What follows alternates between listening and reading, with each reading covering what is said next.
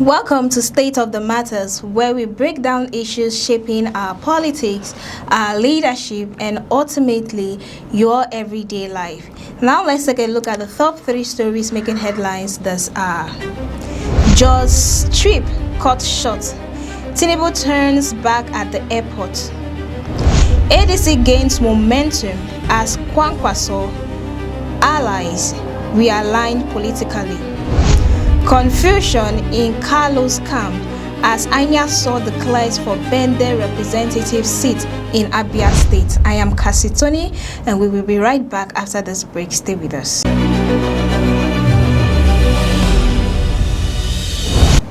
Joining us now to break these headlines is Ugochukwu Ifeanyichukwu. It's a pleasure having you back on set, Ugochukwu. Yeah, Cassie, good day, and viewers all around the world, as we continue to bask in the fury of the commemoration of the death, suffering, as we also wait the resurrection of Christ. I will continue to say today to all our Christian brothers and sisters across the globe, especially those in Nigeria, that wish them happy Good Friday observance, which is the conclusion of the Lenten season, Cassie. All right, you look amazing, eh? I don't think, is this foil hair is not getting to you, right? Because you're looking exceptionally, how will I call it? Let's say you're looking so delicious, so palatable. Well, as they say in Nigeria, God is our strength. He is by the grace. God is your strength. Or you have, you've joined where your sins are forgiven. No, I'm a child of grace. All right, then let's dive into what's trending. Jos President Bola Ahmed Tinubu made a trip to Jos due to the issue that happened recently in Plateau State, where on Palm Sunday, where people were killed by this bandit. Now the president making this trip, some critics said he would have made the trip on Monday, or he would have made the trip on Monday, or perhaps the following day, that was Tuesday, because this event actually happened on Sunday night around 7:30 p.m. to around about 8 p.m. So the president would have either made this trip the following day or the day after Monday, but he made the trip on Thursday. Isn't it too late? Although people say it's better late than never. And him making this trip, he turned back at the airport. This is the second time the president, if not the second time, or maybe, but the one I can remember, the president, there was also an incident that happened in Benue State, and the president didn't get to the victims. He turned back using flood as an excuse. Now at the airport, he turns back again for the second time. Does it mean that the lives of these people does not matter to him, being the president of the Federal Republic of Nigeria? Let's hear your thoughts, Ugochukwu.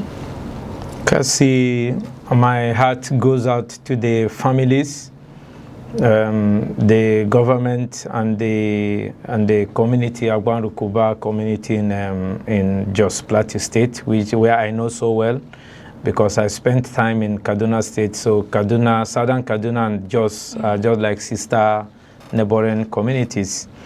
So my heart goes out to them, and for those who are in the hospital, I wish them a quick recovery. Having said that, Cassie, I'm not so surprised. I don't know why. My comments all these days has been, I don't know why people look so surprised when they are talking about Nigeria. Nothing surprises me again in Nigeria, because Nigeria is a theater of drama where all things are possible. Mr. President,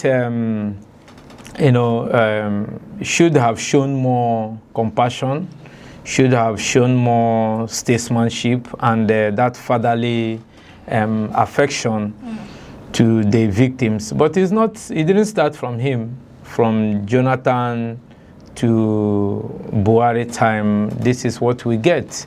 When Nigerians' lives are lost, the government shows little or no concern. But the primary duty of any government is the welfare and security of the people. So when you have failed in that, which I'm also saying is not only Ahmed Bola Tinubu, Jonathan and Muhammadu Buhari should have stripped of their presidency. Their name, president should not be attached to their name, hence they have left office because they also failed. I'm not among the critics that only criticizing Tinubu, but Tinubu said he was going to start from where other people stopped, and that is exactly what he's doing. So Tinubu going to Jos, even if he has gone on that very day, what they call on the spot assessment, it wouldn't have changed anything. Those people have died. And life lost cannot be recovered. I remember when I was in Hong Kong, the government made it mandatory that if you're riding on a bike, you put on your helmet. The person you're carrying puts on helmet. You see a family of 4, husband, wife, and 2 kids. Those children also wear their helmet because the government said, crashes may occur, accident will occur. Just save your head. Any other part of the body, we can change it. But once the head is gone, there is nothing the government can do. It's applicable in this scenario that the Nigerian government they're always proactive. They're always reactive instead of being proactive. If our government is proactive, putting those measures in place, because from the feelers I got, this problem started happening during the fasting period of the Muslims. And there was skirmishes that was quickly nipped in the bud because of the fasting period of the Muslims. And immediately after that reprisal came. So you know the intensity and the dangers inherent is this religion that we are killing ourselves for a God we don't even know. That truth be told, my existence is out of, I didn't contribute anything to my existence. Perhaps I would have asked God to create me to be a Venezuelan or a Haitian, perhaps. Why you maybe like to go to God to create you as a Canadian or an American. So, but without our own aid, the effort at all, God created us into whichever space he wanted. And we now kill for the same God. It's very, very absurd, So, but our president, whom we have voted for, who has already on his table those problems. They didn't start from Tinubu administration, truth be told.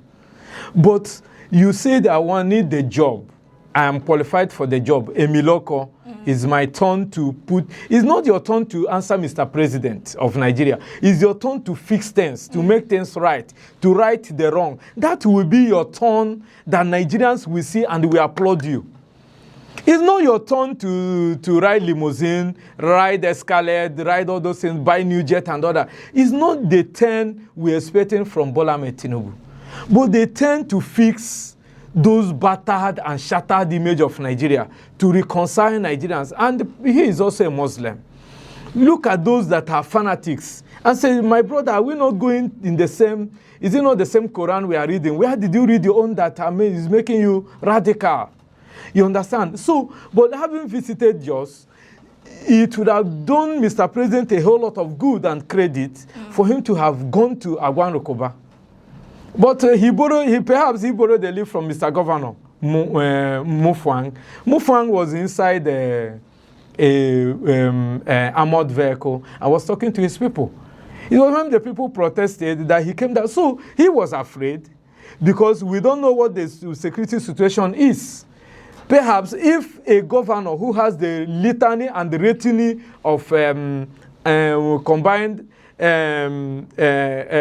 DSS, mobile police, police attaché, military attaché, navy attaché, and other was afraid of coming down to address the people that are in pain, blood flowing. It wasn't a point of duty for you to come out and perhaps embrace the people. You stayed into your high horse. And when Mr. President come, what do you want him to do? The same way the governor has given him a leaf. Because what you name your dog, another person cannot come and call it another name, and the dog will answer. So Mr. President perhaps must have borrowed the leaf. And you recall in June 18th of 2025, the same thing Mr. President did. He went to Benue State, where over 200 and something Nigerians were massacred. And he went rather to a town hall, a seed, and a quite timed call meeting in order to advance his political decision. Where the traditional rulers dressed in their attire, regalia, they came and we saw the video that Mr. President was at the wing of the presidential wing of Yakubu Gowon Airport in Jos, in Haiwang Jos, where he addressed people who were dressed. Nobody wearing the gloomy face and all that, and he made a promise. Those promises we have been hearing, but what has happened over time? So, Mr. President, it would have been even better if he didn't go at all. Because if you're giving excuses, you could have actually used a chopper. We have presidential chopper, which should have used that we get to any terrain in Jos and stop. And the president will alight. Any nearby primary school will accommodate him. But you have gone to Jos with they already know, because the president have what they call advanced team. When before Mr. President moves, there is an advanced team which goes to check the area. So his advanced team went and they tell him to start coming. And when he came, you now find out suddenly that the airport have no night lightning for the movement of the aircraft. And even the jet that he came with cannot move past that particular place, which is a failure on the protocol. And we keep calling on the handlers of the president. It's not the fault of Tinubu that he didn't know that there was no lightning in the airport. And who will fix the lightning? Is it the people or the poor masses or is it the duty of the state government? Perhaps. So, if we have seen all those things, and Mr. President have gone there to fulfill all righteousness, and at least show his face because campaign is coming. But Cassie, the question will be, if it is electionary campaign, with Mr. President as full soldiers, will they stop at the airport to tell the people that they should vote for them? So Nigerians are waiting for them on the wings. And that brings me to the question, is the president prohibited from using a vehicle? Because I know the governor of Plateau State has convoy, and he has so many soldiers that are attached to him, militaries personnel that are attached to him. So was the president forbidden from using these vehicles that has been assigned to the governor, knowing that there was no lightning at the airport to move at that time? Was it because just like you mentioned, if it was election, he would have gotten to that destination by crook or by any means just to get there. And then you mentioned that the incident didn't just happen on Easter Sunday. It started on during the Ramadan. Yes, when they were fasting, before that Palm Sunday. That means they took time, drafted their plans, deliberated on it. But why did they not strike during the fasting period? Why did they have to wait for Christians Sunday Easter celebration to strike? They would have struck on their fasting day. So why did they move? It means that it was the Christians that they were particularly interested in attacking. And then secondly, my question, the president has given out over 5,000 CCTV to be installed in the village, in the community. And then he has also redeployed over 850 troops to the community to safeguard. Now, will all these things that the president is giving out or has signed out, will it curtail the killings? Will it reduce the killings in the community? Will it solve the current problem that is ongoing in Plateau State? Cassie, thank you for all you have rolled out. I will try to attend to them just in a jiffy. You're talking about during the fasting of our Muslim brothers. You know, each religious organization, just like in the Christendom, during the Lenten season, they advise us to abstain from some certain things, whether meat, like today is Good Friday, some people say meat, some people say, so it's according to your belief. And no matter how radical you talk about those, our Islamic brothers, they are also believer on the teachings of Allah. Because during that particular time, they call it the holy month of Ramadan. Whatever that is holy, you don't want to bridge. You don't want to bridge it. You want to get all the blessings that are curable from that observance, which is why those people who attacked took their time. But the question will be, when those things are happening, where are the security agencies? What happens to intelligence gathering? That's why we say government have to be on top of the game. They have to be proactive. You don't try to prevent a crime by saying, let there be no crime. You're not in the mind of everybody. So people will be there planning their attack or whatever evil activity they are planning. But the duty of the government is to be ahead of them. Because this time now, evil and crime is metamorphosing on the AI rate. People use AI to generate the type of evil they want to perpetuate. So it is also for the government to use the AI and also be ahead of them. Be 3 steps ahead of them so that before they come, you already know. And then you have already gotten the feelers that there is a problem. And you also know that there is a pattern of these attacks. Knowing that during this time, this thing will not happen. But immediately after this, you must put something in check. Then on the Mr. President not traveling with Mr. Governor on the road, they complain about the roads, that the roads are impassable, but human beings are living there. And those attackers came into that community and carried out their attacks. And even when the military was giving their excuse of not responding on time, they also made mention of the road. And the question would be, whose duty? Nigeria has been in what they call a democracy from 1999 to now, which is over 24 years or so.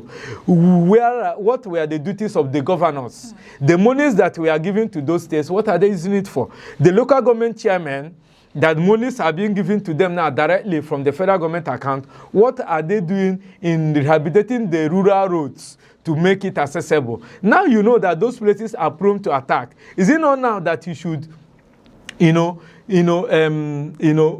construct the roads, even if it is not tarred, you make the feeder roads passable in order for there to be quick response in case of any eventuality. These are what we call governance and thinking.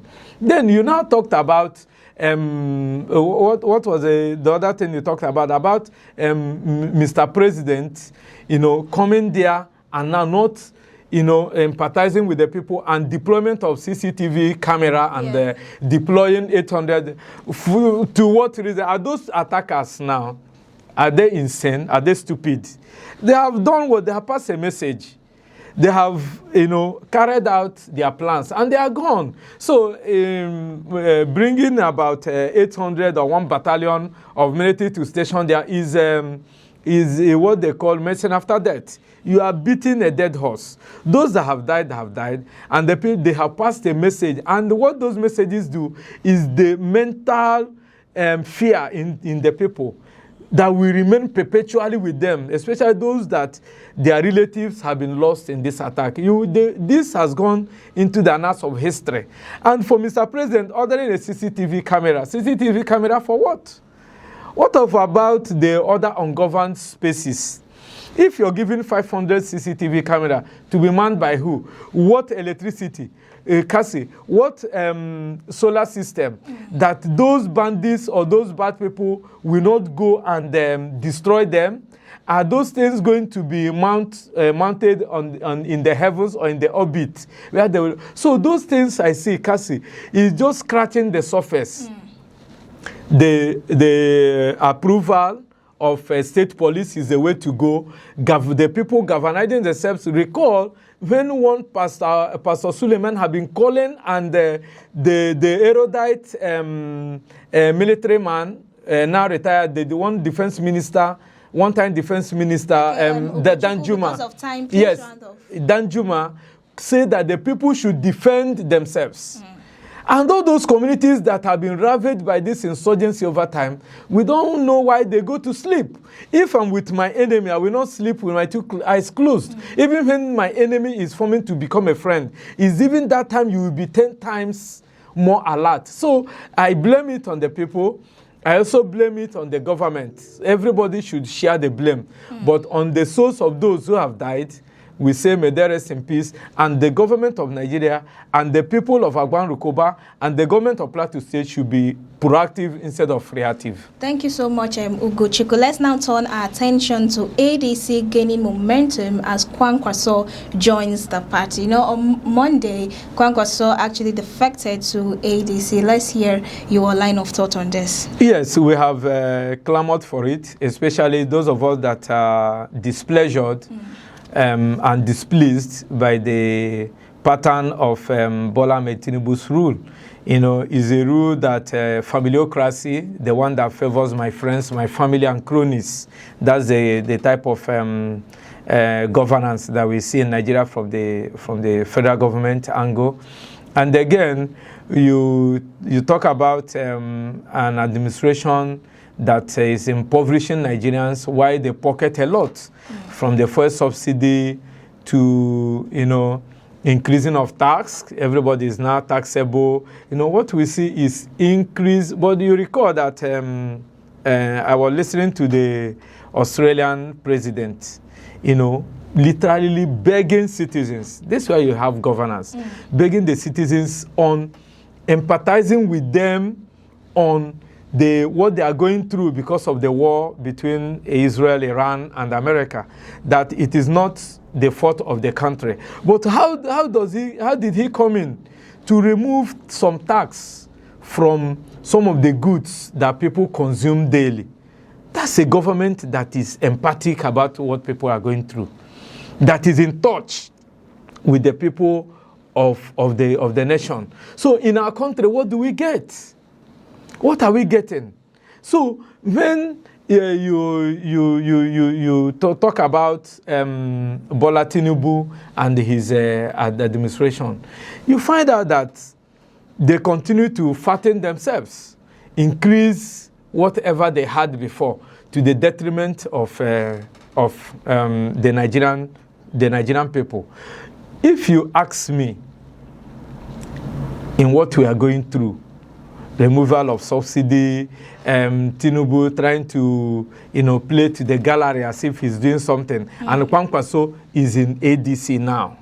This is the time for the opposition party to rally around. I've expected this for a long time, and we thank goodness that it's coming to fruition, despite the litigations and the monkey hand we are seeing in ADC.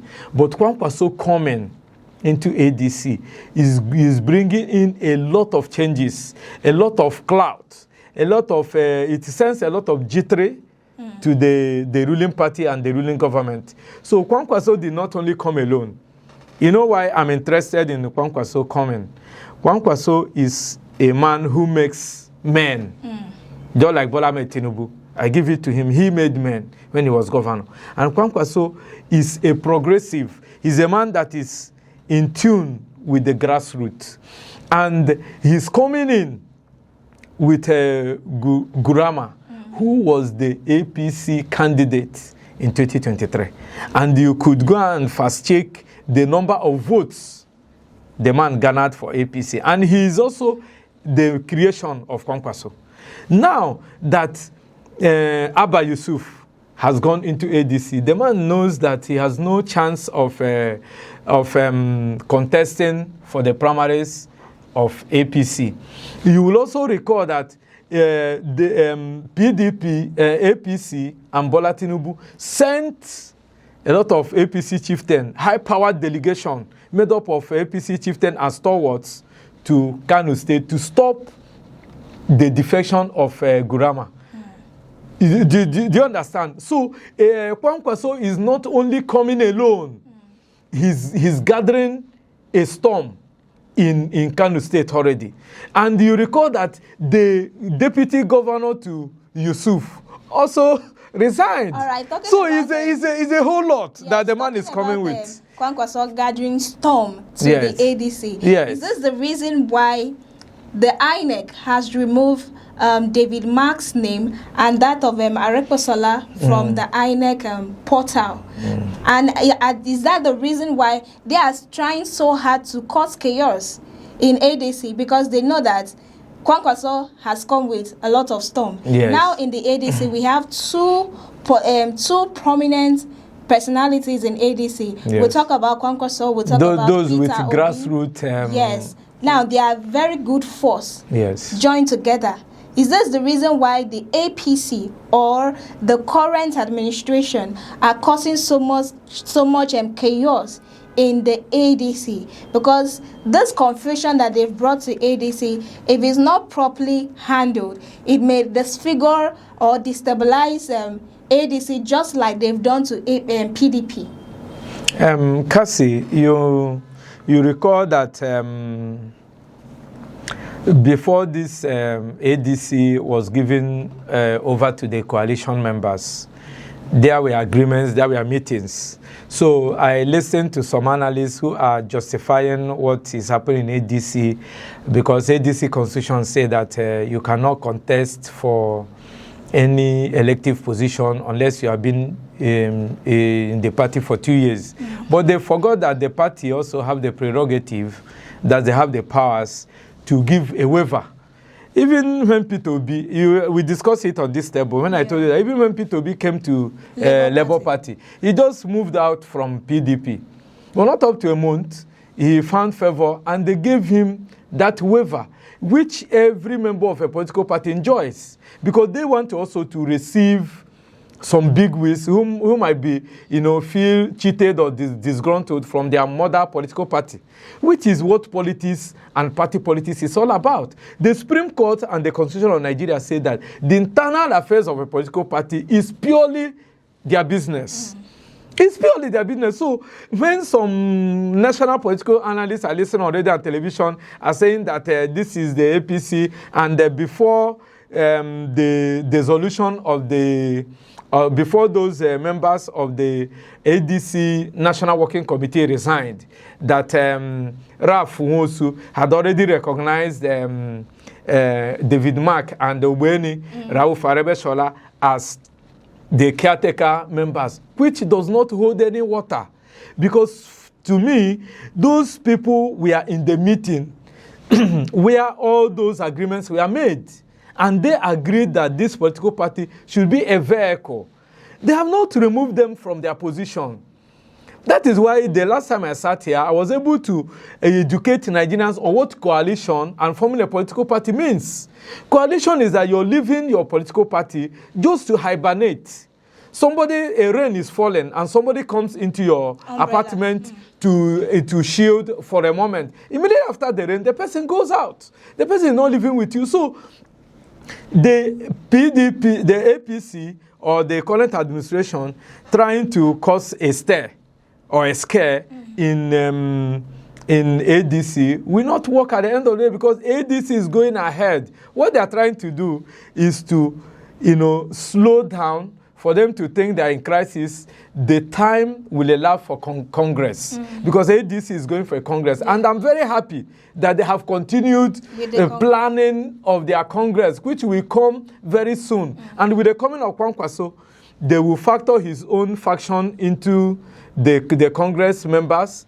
They'll factor the Peter Obi movement, they'll factor Atiku and all whatnot. But the only happiness I have is that ADC is standing strong, even in the face of whatever machination, whatever the deception that the ruling party or the government in power is coming. They are marching on forward. And it will not augur well with the Nigerian political space, especially the political parties, if ADC is being destroyed through the law courts. Let the Nigerian judiciary not play into the hands of the ruling party in order to destabilize ADC. Thank you so much, Ogochukwu. We'll be right back after this break. Stay with us.